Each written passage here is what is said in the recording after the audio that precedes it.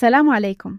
أنا هاجر ومرحبا بيك في قناة ذات الهمة، رفيقتك في رحلة تغيير وتطوير الذات.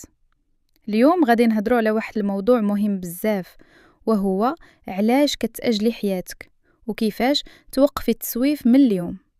حيت بصراحة بزاف ديال الناس كيبغيو يبدلوا حياتهم، ولكن كيبقاو ديما كيقولوا غدا نبدا، ومن بعد غدا كيمشي وكيبقى كلشي كيف ما هو. واش عمرك قلتي غدا نبدا ومن بعد ما درتي حتى حاجه؟ واش حسيتي باللي الوقت كيدوز وانتي باقه في بلاصتك؟ الا كان الجواب نعم، فراه هاد الفيديو موجه ليك. خاصنا نفهمو واحد الحاجه مهمه، وهي ان التسويف ماشي غير انك كتاجلي، ولكن راه كتضيع ليك حياتك خطوه خطوه بلا ما تحسي. التسويف كيبدا بطريقه بسيطه، كتقولي غير اليوم غادي نرتاح وغدا غادي نبدا، غير حتى نكون مستعدة. ولكن الحقيقة هي أن الوقت المثالي عمره ما كيجي، واللحظة المناسبة هي دابا. علاش كنأجلو؟ بزاف ديال المرات كنأجلو حيت خايفين نفشلو، أو خايفين ما نكونوش مثاليين، أو حتى ما عندناش طاقة.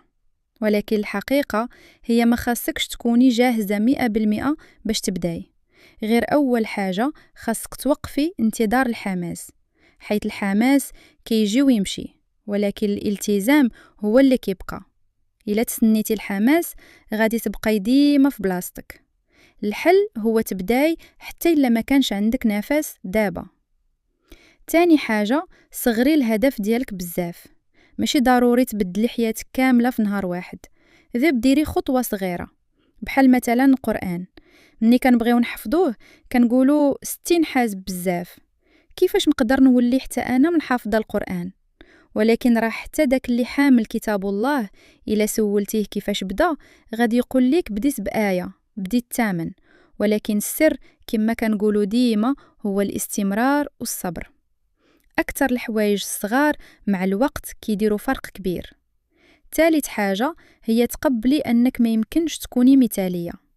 ديري الحاجة حتى إلا ما كانتش كاملة، حيث الكمال كيخليك توقف وماشي تبدا.